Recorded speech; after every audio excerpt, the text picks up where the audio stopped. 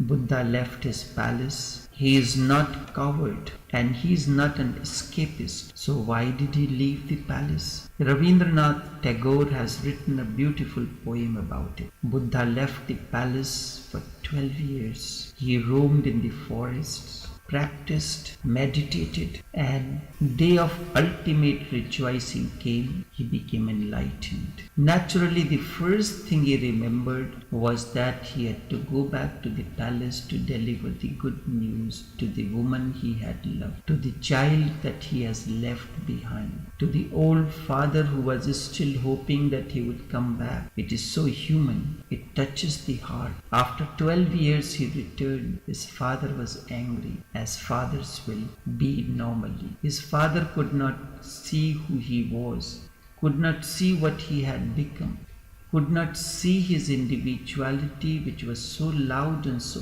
clear.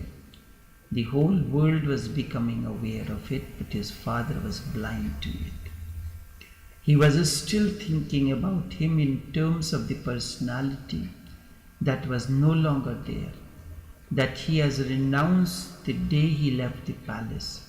In fact, Buddha had to leave the palace just to renounce his personality. He wanted to know himself as he was, not what others were thinking about him. But the father was now looking into his face with the eyes of 12 years ago. He again said to Buddha, I am your father. I love you, although you have hurt me deeply and wounded me too. I am an old man, and these 12 years have been a torture for me. You are my only son, and I have somehow tried to live so that you could come back. Now you are back. Take charge of the empire. Be the king. Now let me rest. It is time for me to rest. You have committed a sin against me, and you have been almost murderous towards me. But I forgive you, and my doors are still open for you. Buddha laughed and said, Sir, be a little more aware of whom you are talking with. The man who left the palace is no more. He died long ago. I am somebody else. Look at me. And the father became even angrier. He said, Do you want to deceive me again, saying that I do not know you? I know you are. I know you more than you yourself know. I am your father. I have given you birth. In your blood my blood circulates. And you say I do not know you? He went on like any other father would. Buddha replied, Still I pray. Sir, you have certainly given birth to me. I came through you, that is true. But you were only a vehicle, and just because somebody has come riding on a horse, it does not mean the horse knows the rider. I have passed through the doors of your body, but that does not mean that you know me. In fact, 12 years ago, even I did not know that. Who I was, now I know. Look into my eyes. Please forget the past. Be here now. But the father was incapable. With his old eyes full of tears of anger and joy, he could not see what had happened to Buddha. His father lamented, What nonsense is this? Is he talking about? And that he has died and is reborn? That he is totally different individuality, that he is no more a personality, that he is individuality. In dictionaries, personality and individuality are considered as synonyms. In reality, they are not synonymous. In reality, in life, they are not synonyms. The personality is false, a pretension, a facade. Individuality is your true nature. Why do we want many people to give attention to us? Why do we hanker for this? Simply to create personality. And the more personality you create around yourself, the less is the possibility of knowing your individuality. And when Buddha went to see his wife, she was even more angry. She asked only one question, a significant one. She said, I have only one question to ask. I have waited all these years and I have only one question. The question is simple, but be honest. She still thinks that Buddha can be dishonest. Be honest, be true, and just tell me one thing. Whatever you have attained, whatever you have attained in the forest, was it impossible to attain here in the palace? Is God only in the forest and not here in the marketplace? Her question is of tremendous significance. Buddha said, yes, the truth is as much here as it is there. But it would have been very difficult for me to know it here because I was lost in a personality web. The personality of the prince, the personality of a husband, the personality of a father, the personality of a son. The personality was too much. I never left the palace really. I was only leaving my personality behind so that there would be nobody to remind me who I was. And I could seek the answer to the question, who am I? On my own. I wanted to encounter myself. I am not interested in the opinions and answers of the others. But everybody else is interested in others, in the answers of the others. How much you love it when somebody says you are so beautiful, you are an intelligent person, you are a great man, your writings are nectars, all these things you are waiting to hear from the people. Maybe it tastes good, maybe its flavor is beautiful, but it does not nourish. It does not give you vitality. Personality is a showpiece. It can deceive others, but it can deceive you. At least not for long. That is why seekers come to the masters tired, exhausted by all the attentions. But old habit continues a little longer. Sooner or later, he will start enjoying himself and his individuality too.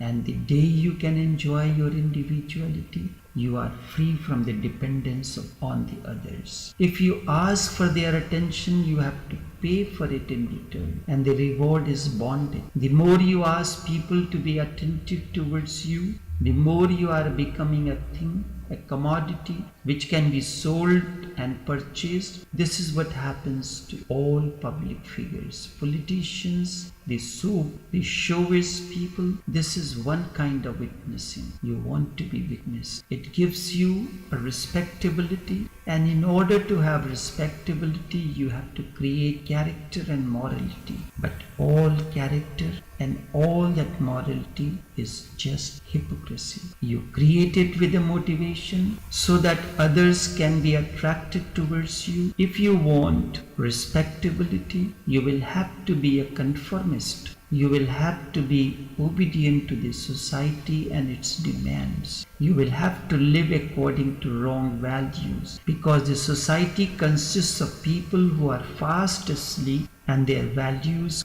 cannot be right values. Yes, but there is one thing: you can become a saint. That is how thousands of your saints are born. They have sacrificed everything at the altar of respectability, but they have tortured themselves and have been suicidal. But they have gained one thing: they have become saints. People worship them now. If you want that kind of worship, respectability or sainthood, then you will become more and more false, pseudo and plastic. You will never be a real rose. That is the greatest calamity in life that can happen to a man, to be a plastic rose and not be a real rose. This is the first kind of witnessing. The second kind of witnessing is totally different. It is just polar opposite. It is not that you hanker for others' attention. On the contrary, you start paying attention to yourself. You become a witness to your own being. You start watching your thoughts, desires, dreams, motives, greed, and jealousies. You create a new kind of awareness within you. You become a center, a silent center which goes on watching whatsoever is happening. You are angry and you watch it. You are not just angry, instead a new element is introduced into it and you are watching it. And the miracle is that if you can watch your anger, the anger disappears without being repressed. The first kind of saint will have to repress it. He will have to repress his sexuality. He will have to repress his greed. And the more you repress anything, the deeper it goes into your unconscious. It becomes part of your basement and it starts affecting your life from there. It is like a wound that is oozing with pus, but you have covered it. Just by covering it, you do not become healthy. It does not heal. In fact, by covering it, you are helping it to grow even more and more. Your saints stink of all kind of depressions. The second kind of witnessing creates a totally different kind of person. It creates the sage. The sage is one who knows who he is, not according to the others. The sage is one who lives a life according to his own nature, not according to others or their values. He has his own vision and the courage to live. The sage is rebellious. The saint is obedient, orthodox and conventional, traditional and conformist. The sage is non-conformist, non-traditional, non-conventional and rebellious. Rebellion is the very taste of his being. Look at the life of Al-Hilaj Mansoor or any other master for that matter. He does not depend on others. He knows what freedom is and he knows the joy of freedom. The saint will be followed by a big crowd. The sage will have only the chosen people who will be able to understand him. The sage will be misunderstood by the masses, while the saint will be worshipped. The sage will be condemned by the masses, maybe even murdered. Imagine, Jesus is crucified and Pope is worshipped. Jesus is a sage and Pope is a saint. Saint has character and sage has consciousness, and there is a vast difference between the character and consciousness. They differ as the earth and the sky. Character is imposed for some ulterior motives like to gain respectability in this world and to have more and more heavenly pleasures. Consciousness has no future, no motivation. It is just a joy unto itself. It is not a means to some end. Instead, it is an end unto itself. To be with a saint is to be with an imitator. To be with a sage is to be with something true and authentic. To be with a saint is to be with a teacher at the most. To be with a sage is to be with a master. These are the two witnesses. Atisha reminds you, grasp the principle of two witnesses, avoid the first and plunge into the second. There is another meaning to this sutra too. The other meaning is the first witness, the objects of the mind. This is a higher meaning than the first. Witness the objects of the mind. Patanjali calls it dhyan.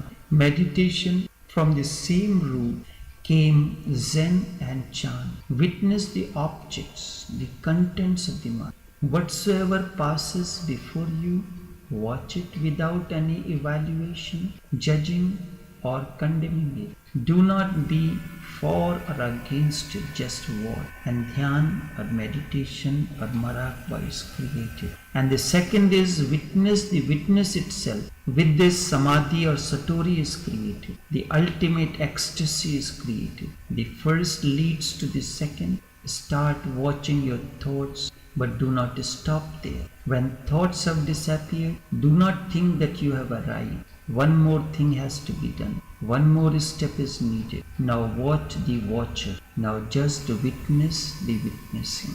Nothing is left. Only you. Just suddenly become aware of the awareness itself, and then dhyan is transformed into samadhi.